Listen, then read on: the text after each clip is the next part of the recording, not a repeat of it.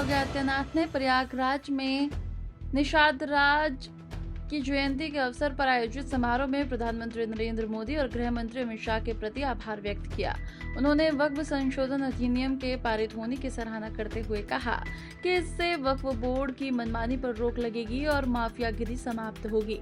इस अवसर पर सीएम योगी ने 579 करोड़ की 181 विकास परियोजनाओं का लोकार्पण और शिलान्यास भी किया। आज यहाँ पर इसीलिए निषाद राज की इस परंपरा के प्रति कृतज्ञता ज्ञापित करने के लिए प्रयागराज को फिर से 580 करोड़ रुपए की परियोजनाओं की सौगात हम आपको देने के लिए आए हैं। 580 करोड़ रुपए की हमारा प्रयागराज अब सामान्य रूप से इलाहाबाद नहीं रहा, अब ये प्रयागराज हो गया है। प्रयाग का मतलब मिलन स्थल और प्रयागराज का मतलब महामिलन स्थल। महामिलन स्थल, मां गंगा भी मिलती है, यमुना भी मिलती है, मां सरस्वती भी मिलती है, उनका मिलन तो है ही। यहां पर भगवान राम और निषाद राज का भी मिलन हुआ था। ये है मिलन स्थल, ये है प्रयागराज, ये है प्रयागराज। जो लोग प्रयागराज की पहचान को छुपाते थे, वे नहीं चाहते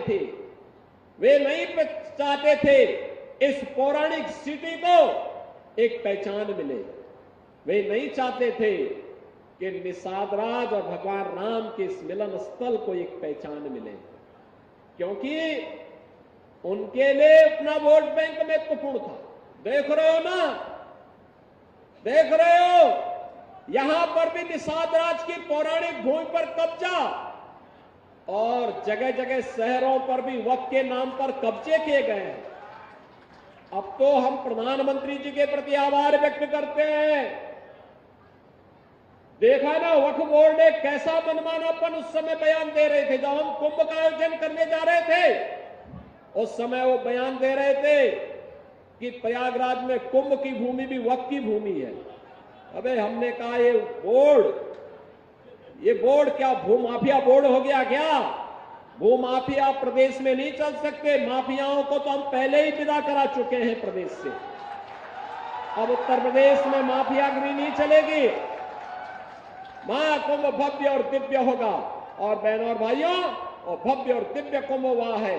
हम आभारी हैं प्रधानमंत्री मोदी जी के, गृह मंत्री अमित शाह जी के, जिन्होंने वक्फ बोर्ड की मनमानी पर लगाम लगा करके वेलफेयर के कार्य के साथ ये सभी बोर्ड जुड़े।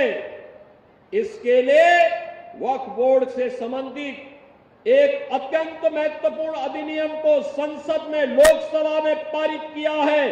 आज राज्यसभा में भी पारित होगा।